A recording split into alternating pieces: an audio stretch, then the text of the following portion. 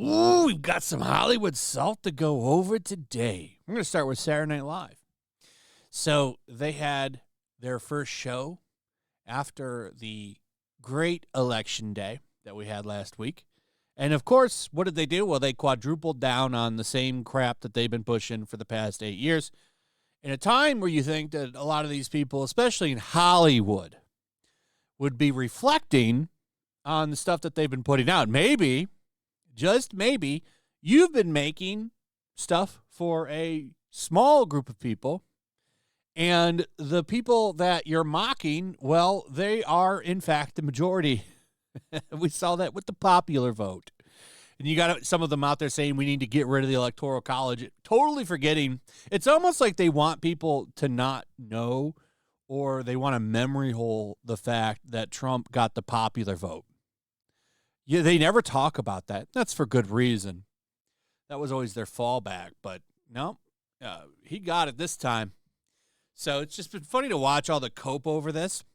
But, of course, you know, everyone's going after Elon Musk.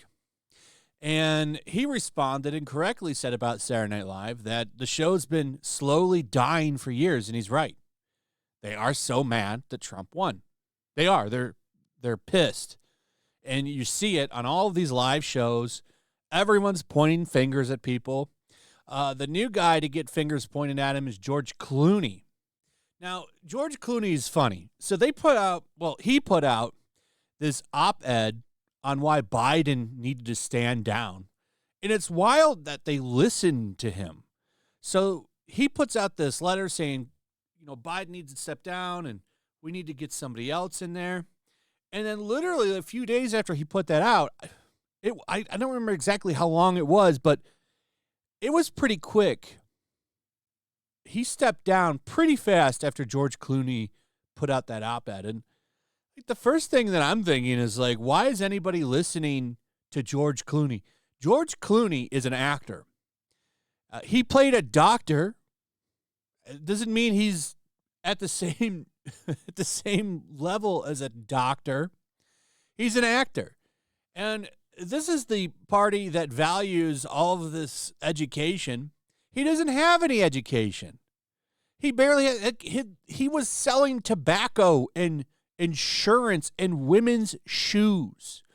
Why is he being valued as a political mouthpiece? And it's the same for all of these people in Hollywood. None of them are people that I would want to listen to when it comes to any kind of financial advice, because they don't do any of that themselves. They have other people do it. Political stuff, life, and nothing. They're pretenders. But he tried to play professional sports, and, you know, he actually got pretty far. So he is an athlete, so he has that. But that athletes aren't people that I want to hear any of this kind of shit from either. Then he went to Northern Kentucky University, where he majored in broadcast journalism, and then briefly attended University of Cincinnati. He didn't graduate from either of them, so he didn't even graduate.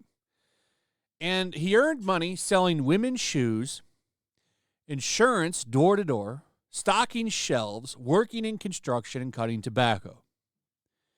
So why is this guy in any way swaying a major political party? They act like this guy is like some kind of god or something, and now it's bit him in the ass. It's bit him in the ass, and now they're all pointing at him because it was his op-ed that really got the ball rolling to get rid of Biden and have Kamala Harris come in. So now it's his fault. Now he's the one they're all going after.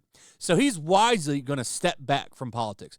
None of these people belong in politics. Like Mark Ruffalo. Mark Ruffalo's another dipshit. That guy's a moron.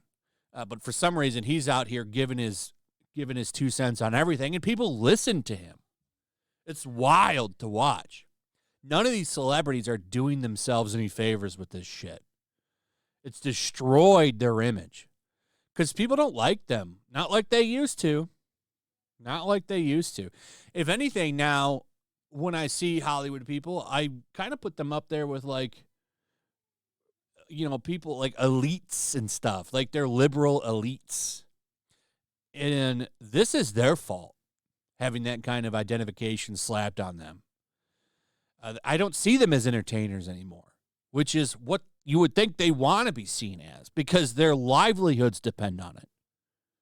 He just had a movie out. I don't even think it performed very well in theaters. I don't remember the exact numbers, but I actually remember being kind of, I think it was him and Brad Pitt were in a movie or something, and the box office was really low.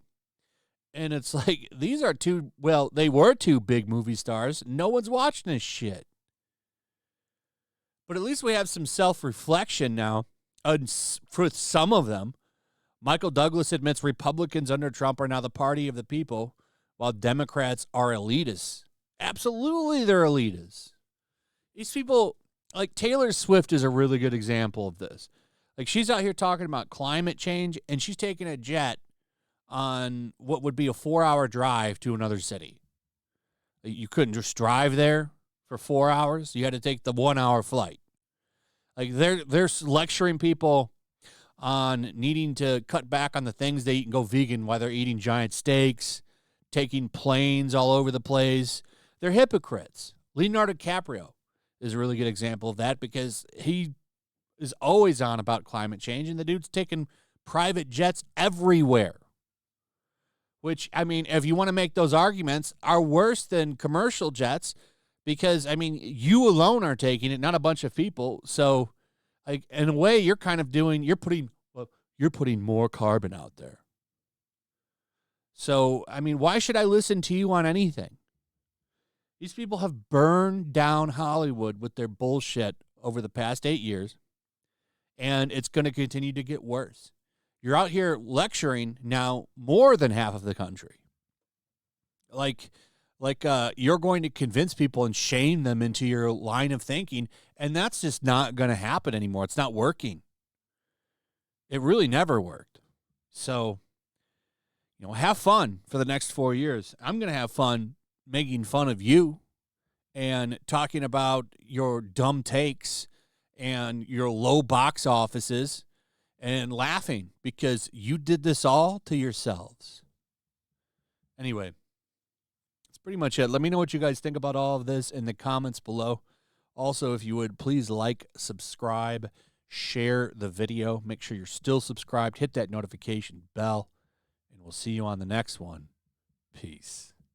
Also, if you want to help support the channel, check out my Teespring store. There's a link in the description. You can find some merchandise in there that you might want to check out.